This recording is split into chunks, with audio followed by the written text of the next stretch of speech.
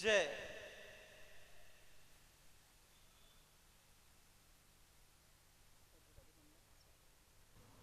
उपस्थित स्वामी विवेकानंद केंद्र के सभी महानुभाव, आनंद धाम मंदिर के सभी महानुभाव, जयपुर से विशेष इस कार्यक्रम में आए हुए मालपानी जी परिवार और भीलवाड़ा के सभी भक्तजन,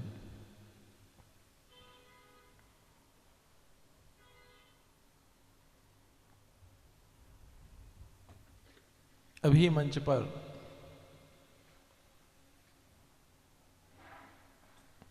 उपस्थित हुए महानुभावों ने कहा कि जब शिकागो के अधिवेशन में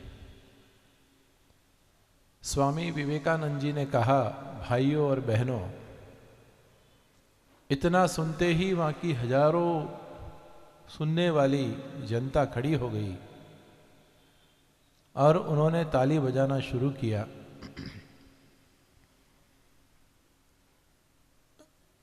इंग्लिश में तो मिस्टर और मिसेस ही आता है, उससे आगे कोई शब्द नहीं है, लेकिन हमारी सनातन प्रणाली में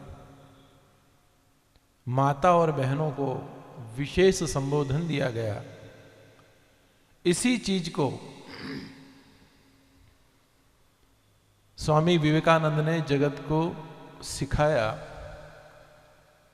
कुछ समय पहले आपने व्हाट्सएप पे और टीवी पे देखा होगा कि जब भारत के प्रधानमंत्री किसी भी देश में जाते हैं तो कोई सलाम नहीं करता है, सब नमस्कार करते हैं।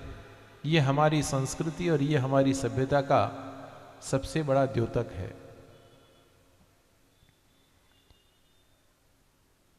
इस जगत में सबसे बड़ी समस्या है अभी तो आने वाली पीढ़ी को धर्म के साथ जोड़ने की।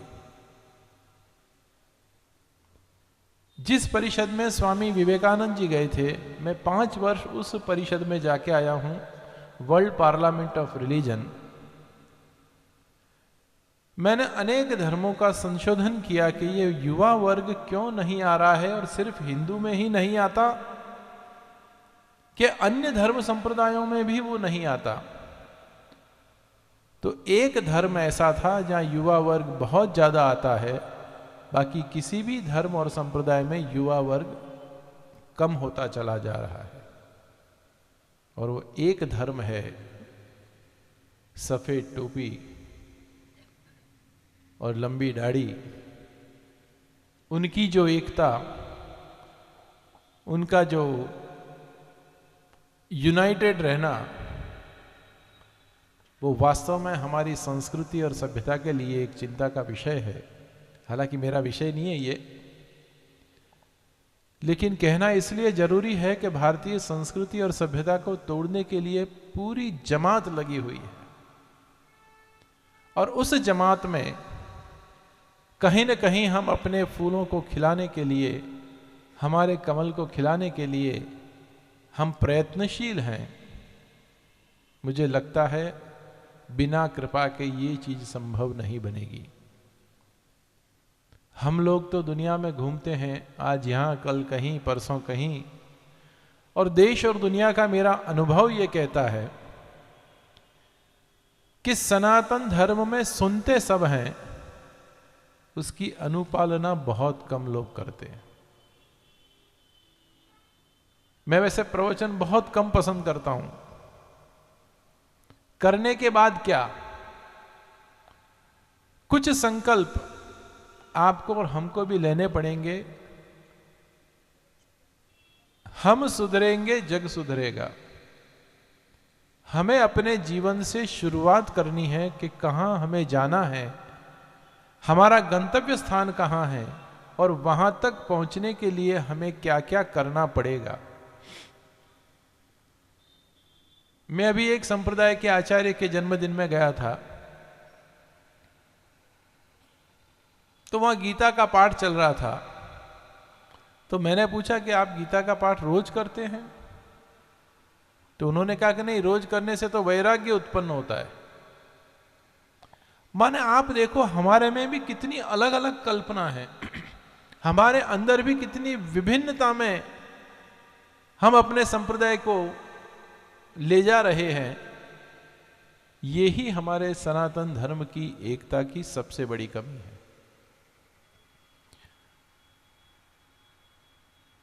धर्माचार्य एसोसिएशन से भी मैं जुड़ा हुआ हूं। कथाकार सम्मेलन प्रतिवर्ष गुजरात में होता है, करीब 1200 कथाकार इकट्ठे होते हैं। उस कथाकार सम्मेलन का पिछले बहुत वर्षों से उद्घाटन मैं ही करता आया हूं।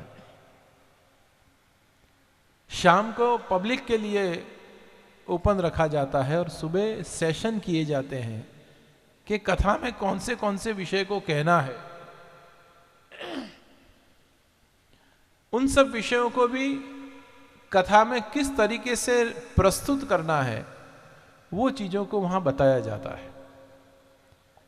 तो हम लोग दोपहर को ऐसे ही बैठे हुए थे तो किसी कथाकार ने कहा कि महाप्रभु श्री वल्लभाचार्य जी ने गीता को और रामायण को बहुत महत्व नहीं दिया। मैंने कि आप सुनी सुनाई बात कर रहे हैं, मैं आपको प्रमाण सहित बात करने को तैयार हूं इस विषय में। वेदाः श्री कृष्ण वाक्यानि व्यास सूत्राणि चैवहि समाधि भाषा व्यासस्य प्रमाणं तच्चतुष्टयम्। जगत गुरु श्रीमद् वल्लभाचार्य जी ने 4 प्रमाण माने हैं। वेदाः, चारों वेद महाप्रभु जी ने प्रमाण माने हैं। श्री कृष्ण वाक्यानि, भगवद गीता। ये जरूरी नहीं है कि गीता शब्द से ही संबोधन हो, ये भगवद वाणी है। वेदा श्री कृष्ण वाक्यानि व्यास सूत्राणि चैवहि, श्रीमद् भागवत जी जो व्यास जी ने इस जगत को प्रदान की है। वेदा श्री कृष्ण वाक्यानि व्यास सूत्राणि चैवहि समाधि भाषा व्यासस्य प्रमाणं तच्चतुष्टयम्। समाधि भाषा का मतलब है भागवत जी और व्यास सूत्र का मतलब है भाष्य।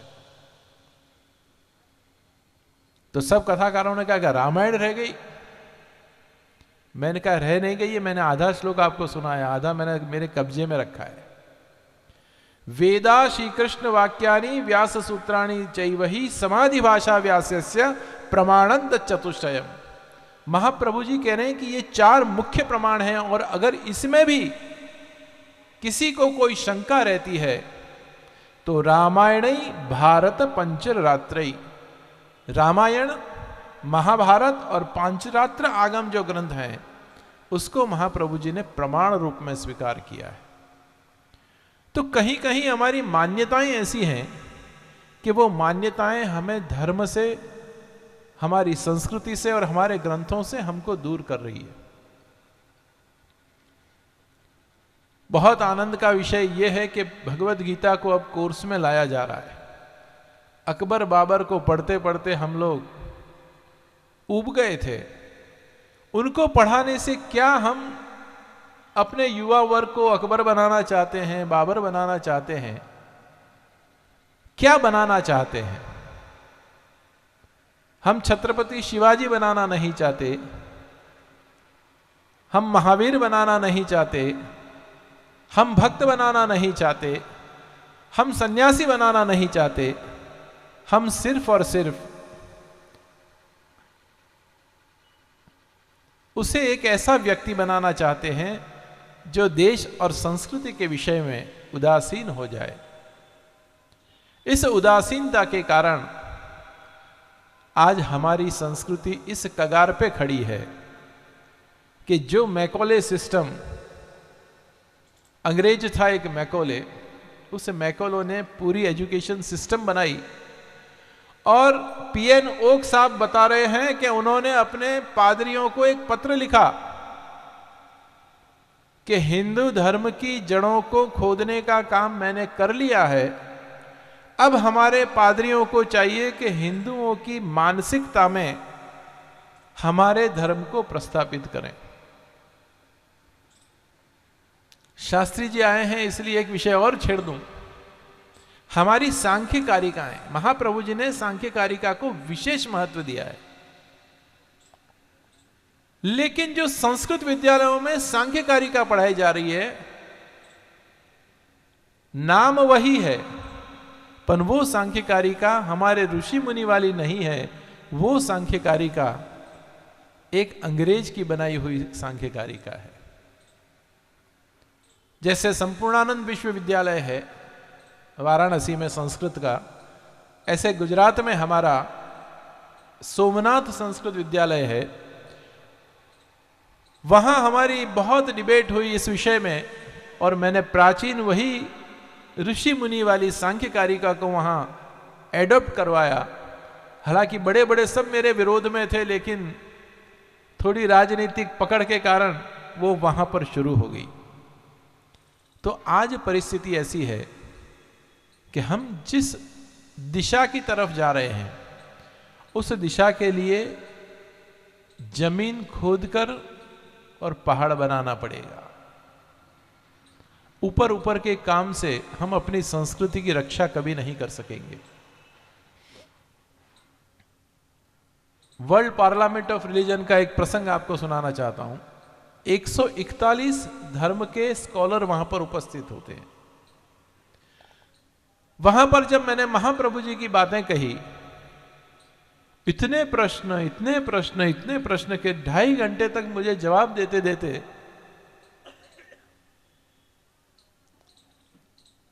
अंत में,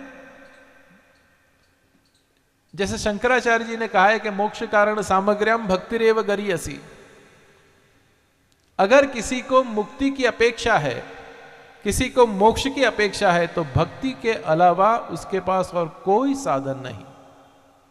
वही बात उस पार्लियामेंट में नक्की हुई कि भक्ति के द्वारा ज्ञान मिलेगा, ज्ञान के द्वारा उपासना होगी और उपासना के द्वारा मुक्ति मिलेगी।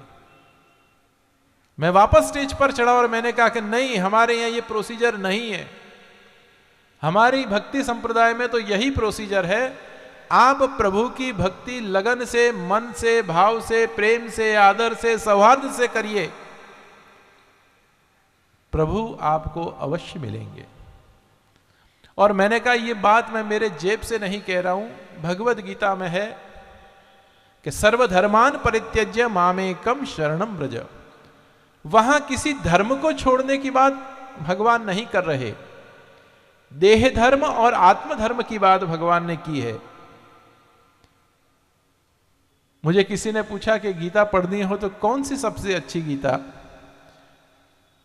मैंने कहा अगर सामान्य अर्थ पढ़ना हो तो गीता प्रेस गोरखपुर की गीता, और गीता के रहस्यों को जानना हो तो रामसुखदास जी की गीता, और गीता का सामाजिक उपयोग विचार करना हो तो विनोबा भावे की गीता, और अगर वर्तमान समय में गीता की उपादेयता को देखना हो तो लोकमान्य तिलक की गीता।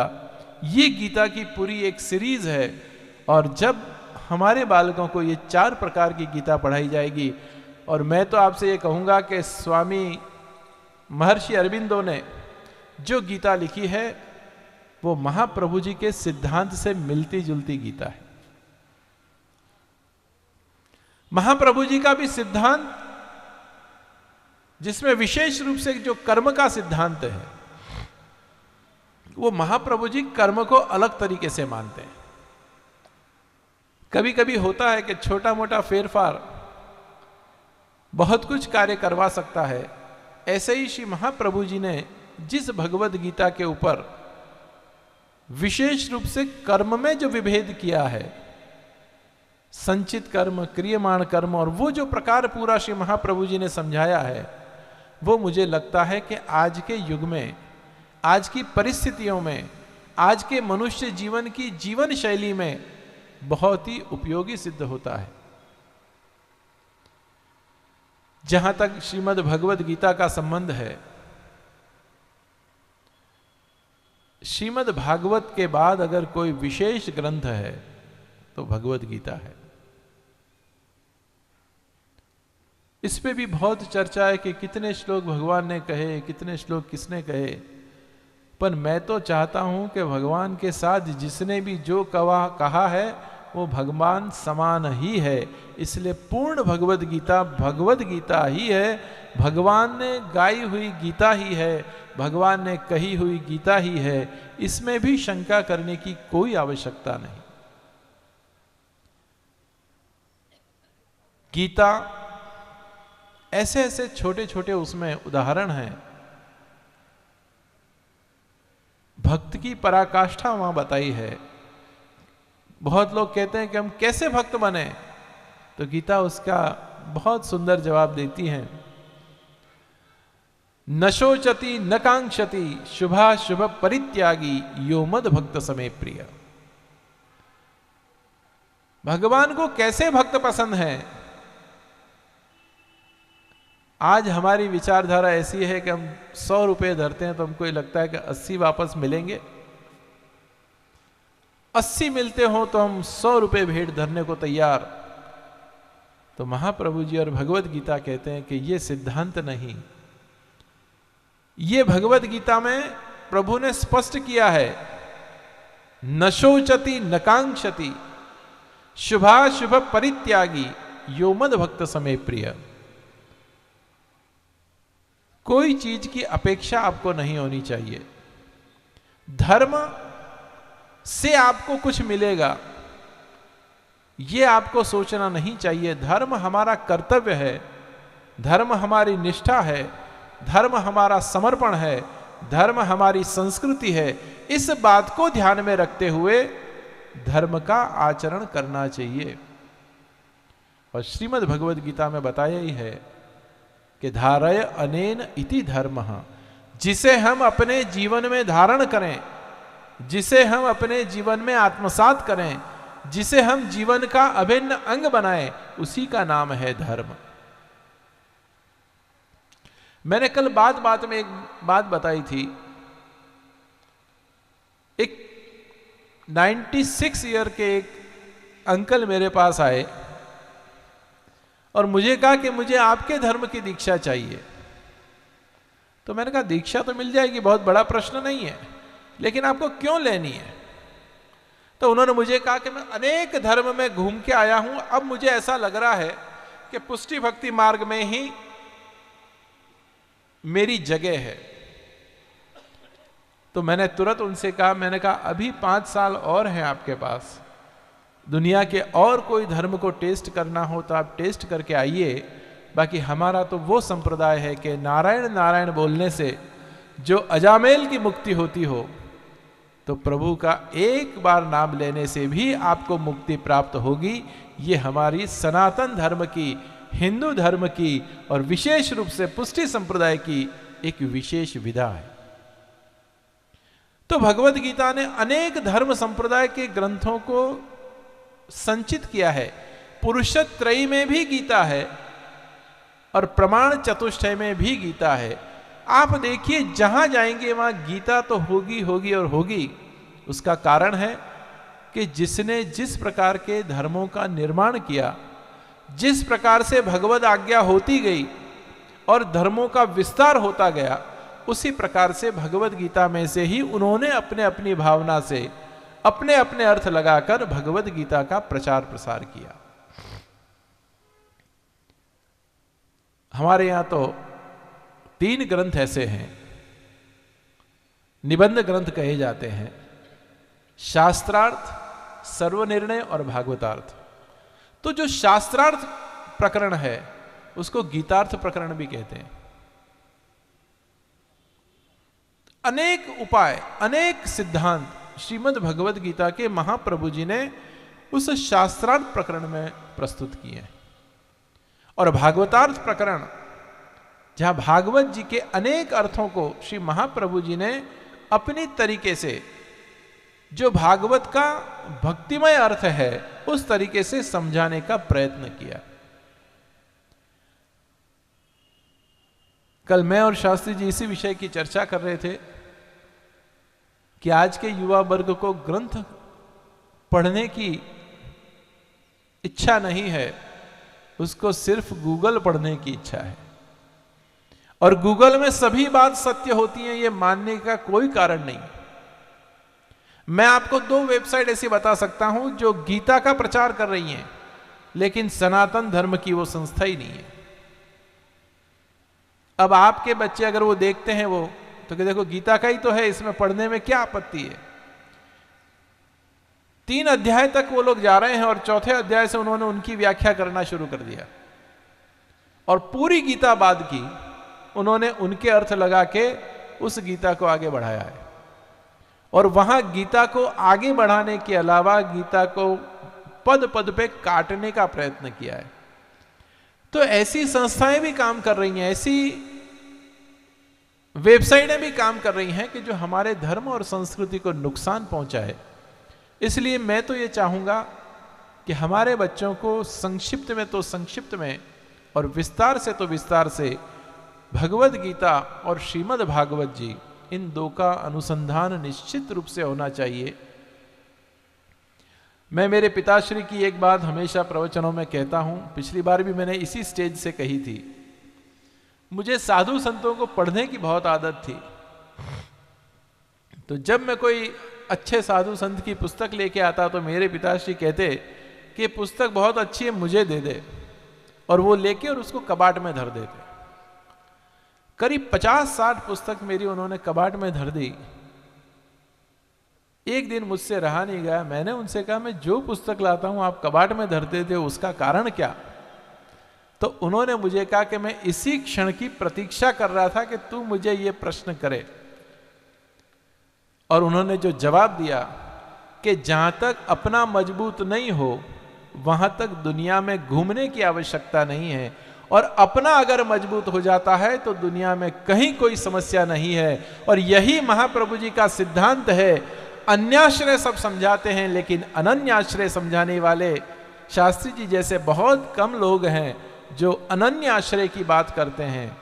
अन्याश्रय में ये हो जाएगा, अन्याश्रय में ये हो जाएगा। अन्याश्रय होगा ही नहीं। जब अनन्याश्रय आपका है तो अन्याश्रय संभव ही नहीं। और यही बात पिताजी ने मुझे बहुत सरलता से समझा दिया। वो यही कह रहे थे कि 60 पुस्तक मैंने ली तुझसे, तुझे मन में ये क्यों नहीं हुआ? मैंने कि हुआ तो सही, लेकिन हिम्मत नहीं पड़ रही थी आपसे पूछने की। और आज हिम्मत करके जब मैंने पूछा तो उन्होंने कहा इसी क्षण की मैं प्रतीक्षा कर रहा था कि ये बात तू मुझसे पूछे और मैं तुझे कहूं कि जहां तक अपना हृदयारूढ़ नहीं हो वहां तक दुनिया में भटकने की आवश्यकता नहीं है। और जब अपना हृदयस्थ हो जाता है, अपना जब भाव दृढ़ हो जाता है, तो दुनिया में कोई भी चीज करने में कोई आपत्ति नहीं है। ये श्री महाप्रभु जी का सिद्धांत है। तो भगवद गीता जी में भी इसी बात को अनेक स्थानों पर समझाने की चेष्टा की गई है कि प्रभु की शरणागति ही सर्वोच्च साधन है और सर्वोच्च फल है। जैसे भगवद गीता में साधन और फल एक बताया है, ऐसे महाप्रभु जी ने भी सेवा को साधन और फल एक बताया है। कोई पूछे कि सेवा से क्या मिलेगा, तो मैं कहता हूं सेवा से कुछ नहीं मिलेगा। सेवा ही फल है और सेवा ही साधन है।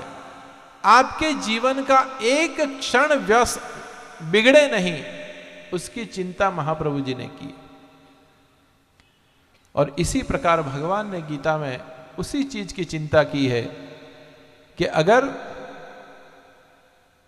श्रीमद् भगवद गीता मात्र फल हो जाएगी तो आगे आप कुछ नहीं करेंगे, और साधन और फल दोनों रहेगी भगवद गीता, तो निश्चित रूप से आप गीता का अध्ययन करेंगे, गीता का पाठ करेंगे, गीता का अवलोकन करेंगे, और उस गीता के अवलोकन से सनातन हिंदू धर्म की जो संस्कृति है वो आपके हृदय में हृदयारूढ़ होगी। वास्तव में हमारे जो ग्रंथ हैं, ये ग्रंथ को भी मात्र ग्रंथ नहीं मानना चाहिए। मैं तो मानता हूं ये भगवद वाणी है। फिर वो गीता जी हो, श्रीमद् भागवत जी हो, रामचरितमानस को भी मैं तो भगवद रूप मानता हूं, क्योंकि ऐसी ऐसी बातें वाल्मीकि जी ने लिखी हैं। तुलसीदास जी ने तो सरलीकरण बहुत किया, लेकिन वाल्मीकि जी की जो रामायण है वो अद्भुत रामायण है। और उस रामायण के द्वारा बहुत कुछ ऐसे उसमें पर्व हैं, बहुत कुछ ऐसे वाक्य हैं उसमें कि जिनसे व्यक्ति का उद्धार हो सकता है। और यही ग्रंथ हमको अपने उद्धार में कार्य करेंगे। तो आप किसी भी धर्म संप्रदाय संस्कृति सभ्यता को मानते हो, लेकिन भगवत गीता अगर आपने नहीं पढ़ी, जैसे हमारे हरिराय जी कहते हैं कि नाश्रितो वल्लभाधीश न च दृष्टा सुबोधनी नराधि राधिका नाथो वृथा तज्जन्म भूतले। ऐसे ही मुझे लगता है कि सनातन धर्म में आने के बाद अगर भगवत गीता का जिसने अध्ययन नहीं किया, वृथा तज्जन्म भूतले, उसका इस भूतल पे जन्म लेना वृथा हो जाता है।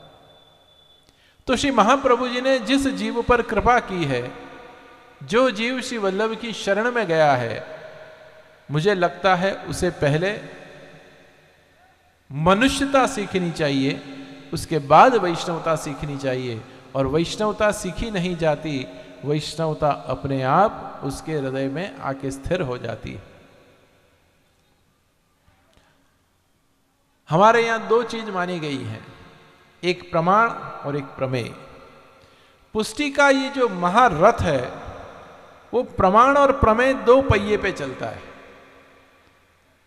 मात्र प्रमाण से नहीं चलेगा और मात्र प्रमेय से नहीं चलेगा। प्रमेय का तात्पर्य है विशेष प्रेम। विशेष प्रेम पर भी ये पुष्टि रथ नहीं चल सकता और विशेष प्रमाण पर भी ये पुष्टि रथ नहीं चल सकता। ऐसे ही मुझे लगता है कि सनातन धर्म भी मात्र प्रमाण से नहीं चलेगा, वहां भी प्रमेय बल की बहुत आवश्यकता है। और जिसने गीता का अनुसंधान बारंबार किया है, प्रभु स्वयं उसे प्रमेय बल प्रदान करते हैं। हम प्रभु से मांगते हैं और प्रभु बिना मांगे जो दे देते हैं उसे प्रमेय कहा जाता है। तो प्रमेय और प्रमाण ये दो चीज भगवद गीता में भी है और महाप्रभु श्री वल्लभाचार्य जी ने इस चीज को स्वीकारा है। तो विशेष रूप से श्रीमद् भगवद गीता में जितनी जितनी बातें हैं वो मैंने संक्षिप्त में आपको समझाने की कोशिश की। अभी इतने ऐसे विषय हैं गीता में, जैसे कि संजय जी को जिस प्रकार का दर्शन करवाया कि युद्ध में क्या हो रहा है मुझे बताओ, ये भी हमारी सनातन धर्म की एक विशेष विधा है। और आज बहुत कुछ संत उस विधा को जानते हैं। किम कुर्वन्ति संजय, तो वो संजय दृष्टि जो है उसकी विधा भी सनातन धर्म ने जगत को बताई है, लेकिन किसने उस चीज को स्वीकार किया है वो अपने अपने ऊपर आधारित है। मेरी एक पुस्तक है भागवत जी के ऊपर, मंत्र प्रयोगावली।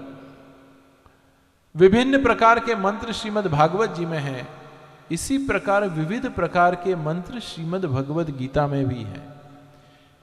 किसी को वैराग्य की ओर जाना है तो वैराग्य के मंत्र भगवत गीता में है। किसी को भक्ति की ओर जाना है तो भक्ति के बीज भगवत गीता में है। और किसी को सन्यास धर्म स्वीकार करना है तो सन्यास के धर्म भी भगवत गीता में बताए हुए हैं। तो भगवत गीता एक ऐसा ग्रंथ है कि कोई भी सनातन धर्म का संप्रदाय हो, वहां भगवत गीता जी का उपयोग निश्चित रूप से होगा और होगा। इतने प्रमाण रखे हैं प्रभु के एक एक शब्द में, एक एक शब्द का अर्थ। और जैसे कृष्ण के शब्द में कहा जाता है कृषिर्भुवाचक शब्द नश्च निवृत्तिवाचक तयोरैक परब्रह्म कृष्ण शब्द अभिधीयते। क्रू धातु से कृष्ण शब्द बना है और वो कृष्ण शब्द जब भगवत गीता में प्रयुज्य होता है। कल चर्चा चल रही थी कि राधा जी का उपयोग भागवत जी में क्यों नहीं है। कृष्ण तो राधा के बिना रहते नहीं, फिर भागवत जी में उपयोग क्यों नहीं। मैंने कहा 3 जगह भागवत जी में राधा शब्द का प्रयोग हुआ है, लेकिन अर्थ अलग है। वहां उस राधा शब्द का अर्थ अलग है। लेकिन जहां शुकवाचक शब्द आता है वहां भगवान शास्त्र ने उसको भी एक श्लोक कंसीडर किया है।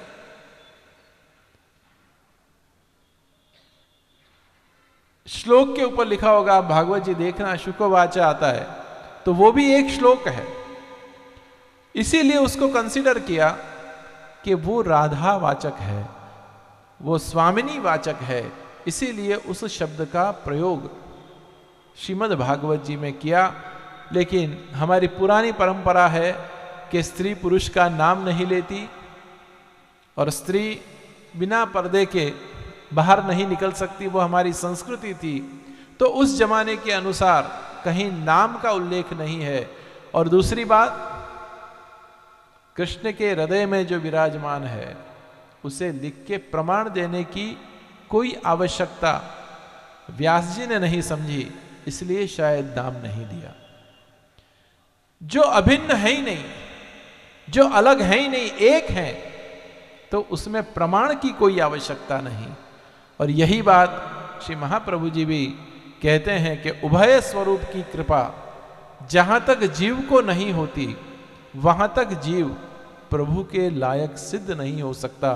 और प्रभु उस जीव को स्वीकार करते हैं कि जिस पर श्री यमुना जी की और श्री महाप्रभु जी की कृपा पहले हो, तब प्रभु उस जीव को स्वीकार करते हैं। इसी प्रकार से श्रीमद् भगवद गीता में भी प्रभु की कृपा तो महत्व की है, साथ में राधा जी की कृपा अगर होती है तो भी भगवद गीता बड़े आनंद से, बड़े सौहार्द से और बड़े प्रेम से आत्मसात हो सकती है। यही हमारी परंपरा, यही हमारा शास्त्र और यही हमारी संस्कृति है। तो आज भगवद गीता का इस महत्वपूर्ण अवसर पे समूचे विश्व में आज भगवद गीता के लिए एक अलग जगह है।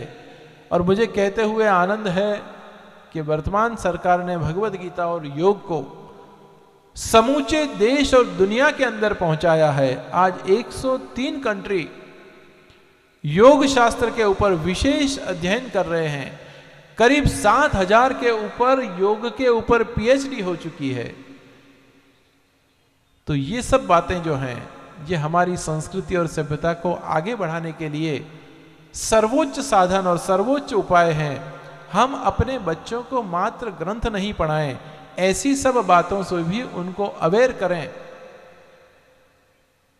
और ये सब बातें जब बच्चों तक पहुंचती है तो उनको लगता है अरे 7,000 लोगों ने पीएचडी की, तो योग में कुछ तो होगा। आजकल पूरा रिवर्स गियर में गाड़ी चल रही है। अगर विदेशी ने कह दिया कि भगवद गीता बहुत महत्व की है, तो भारत की स्कूल उसको चलाने को तैयार। और भारत का कोई संत महंत आचार्य परंपरा में से अगर कोई कहता है तो ये तो सांप्रदायिक ग्रंथ है। तो हमारी विचारधारा, जैसे भगवद गीता में कहा है कि उच्छिष्ट भोजनो दासो स्तवमायाम जयामहि, जो व्यक्ति भगवान की उच्छिष्ट नहीं लेता, भगवान की बनाई हुई माया से वो मुक्त नहीं हो सकता। उसी प्रकार इस प्रकार की वार्तालाप ये हमारे जीवन को नष्ट करेंगी। इस प्रकार की भावना हमारे जीवन को समाप्त करेगी जब हम अपने बच्चों को इसमें आगे नहीं ले जाएंगे। मैंने देखा है बहुत, अमेरिका में मैं जब घूमने गया तो बहुत घरों में मैंने देखा कि वहाँ एक ब्लैक बोर्ड लगा हुआ है और गीता का एक श्लोक रोज उनके माताजी उस पर लिख देते हैं। और वो ऐसी जगह रखा हुआ है कि जहाँ जूता पहन के और वो श्लोक दिखता है। तो वहाँ के छोटे छोटे बच्चों ने वो श्लोक करीब करीब 90% गीता याद कर ली। और हमारे गीता में घरों में एक पुस्तक भगवद गीता की आपको नहीं मिलेगी कि भूल से भी अगर बच्चा उठा ले। एक बहन मेरे पास आए गुजरात में, उन्होंने कहा कि मेरे पति बिल्कुल पुष्टि संप्रदाय को नहीं मानते। तो मैंने उनसे पूछा कि आपके पति को शौक क्या है? तो कि पढ़ने का बहुत शौक। मैंने कहा आपके यहाँ कितने पेपर आते हैं? तो कि 7 पेपर आते हैं। मैंने कहा कितनी मैगजीन आती हैं? तो कि 3 मैगजीन आती हैं। तो मैंने कहा एक काम करिए, संप्रदाय की और मैगजीन भी उसके नीचे रख दीजिए, गलती से तो पढ़ेंगे। और आपको आश्चर्य होगा कि वो पेपर पढ़ते पढ़ते वो जनरल मैगजीन पढ़ने लगे। और जनरल मैगजीन पढ़ने के बाद वो संप्रदाय की 7 मैगजीन जो आती थी उसको पढ़ना उन्होंने शुरू किया। धीरे धीरे पेपर छूट गया, धीरे धीरे मैगजीन छूट गई, और धीरे धीरे संप्रदाय की उन मैगजीनों को उन्होंने पढ़ना शुरू किया। और आज उनकी पत्नी को कह रहे हैं कि तू सेवा बाद में करना, मैं सेवा करूंगी, ये करके आपस में लड़ रहे हैं दोनों। तब मुझे एक शेर याद आया कि जो कहता था कल तक संभलना संभलना, वही लड़खड़ाया सवेरे सवेरे। जो कल तक ये कह रहा था कि नहीं धर्म को नहीं करना चाहिए और ये नहीं करना चाहिए, जहां तक हम योग्य शिक्षण नहीं देंगे, जहां तक योग्य मार्गदर्शन नहीं देंगे, वहां तक धर्म में वापस आना वो बहुत मुश्किल काम है। और मैं तो कहूंगा मीडिया के भाई भी बैठे हुए हैं यहां पर, कि मीडिया के द्वारा भी अमुक वस्तुओं का प्रचार प्रसार होना चाहिए। गीता पे इतना काम हुआ है, इतना काम हुआ है कि आप उस गीता को भी अगर क्रमशः नंबर देते हुए आगे अगर बढ़ाते हैं तो भी सनातन धर्म की बहुत बड़ी सेवा होगी। मैं तो खुद कल शास्त्री जी की सुन के और विचार कर रहा था कि अलग अलग वेबसाइट बनाऊं, एक भागवत जी वाली, एक गीता जी वाली, एक रामायण वाली, कि महाप्रभु जी क्या अर्थ लगाते हैं उस भगवत गीता का, क्या अर्थ लगाते हैं श्रीमद् भागवत जी का, उसकी वेबसाइट ही शुरू करें तो घर में बैठे बैठे कोई भी उसको देख सके। आज मीडिया के माध्यम से ही धर्म का प्रचार हो रहा है।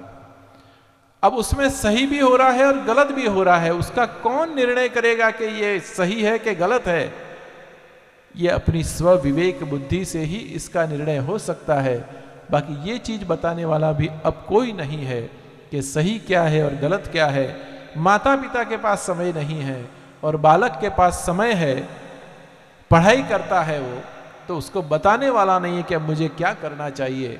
हमारी संस्कृति, हमारी सभ्यता वो मनुष्य जीवन के लिए सर्वोपयोगी संस्कृति है और उस संस्कृति में हम अपने जीवन को समर्पित करें।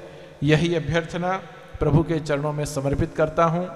और आज की इस गीता जयंती पे मैं सभी को बहुत बहुत बधाई देना चाहता हूँ कि भगवत गीता ऐसी चीज है कि कण का मात्र जिसके हृदय में स्पर्श कर जाए उसका जीवन कल्याणमय हो जाता है, उसका जीवन धन्य हो जाता है। ऐसी भगवत गीता जो प्रभु ने कृपा करके आपको और मुझे दी।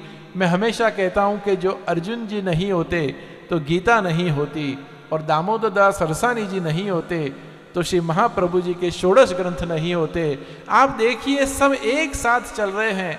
वहां भगवान ने देखा कि अर्जुन के माध्यम से लाखों लोगों को मैं धर्म उपदेश दे दूं, और यहां दामोदर दास जी से जब पूछा गया कि तेने सुनियो, तो दामोदर दास जी ने जवाब दिया कि कृपानाथ सुनियो तो सही पर समझियो नहीं।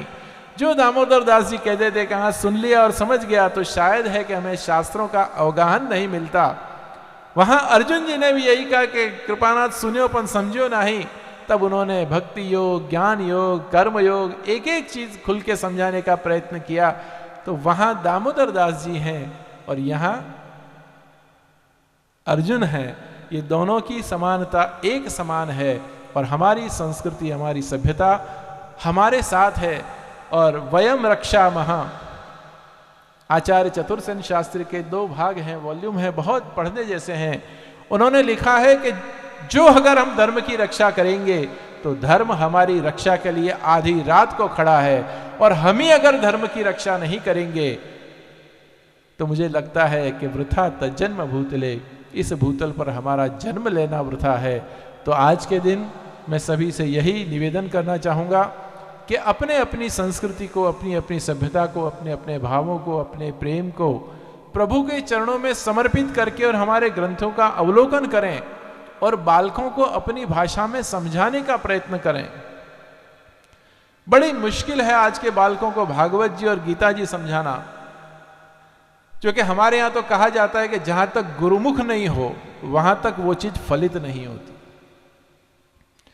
जब मुझे पिताश्री 5 अध्याय रोज भागवत जी करवाते तब मुझे बड़ा कंटाल आता उस समय कि ये क्या रोज रोज 5-5 अध्याय करने। आज उसका महत्व मुझे पता है कि उन्होंने उस भागवत जी के पारायण नहीं करवाया, उन्होंने उस भागवत जी के मंत्रात्मक स्वरूप को मेरे हृदय में स्थापित किया, और वो जो परंपरा है, वो जो सिस्टम है, वो आज की पीढ़ी उस सिस्टम से दूर जाती दिखी रही है। तो मुझे लगता है कि जो गुरुमुख नहीं होगा वहाँ तक वो चीज़ सफल नहीं होगी। तो आप उस चीज़ को आत्मसात करें। भगवत गीता और भागवत के दोनों ही अद्भुत ग्रंथ इस सनातन धर्म को मिले हैं, उसे अपने जीवन का सर्वश्रेष्ठ सौभाग्य मानते हुए उसका आत्मसात करें, उसका आत्ममंथन करें और हृदय में स्थिर करके भगवत सेवा की ओर आगे बढ़ें। यही अभ्यर्थना प्रभु के चरणों में रखते हुए मैं अपने अल्प वक्तव्य से विराम लेता हूँ।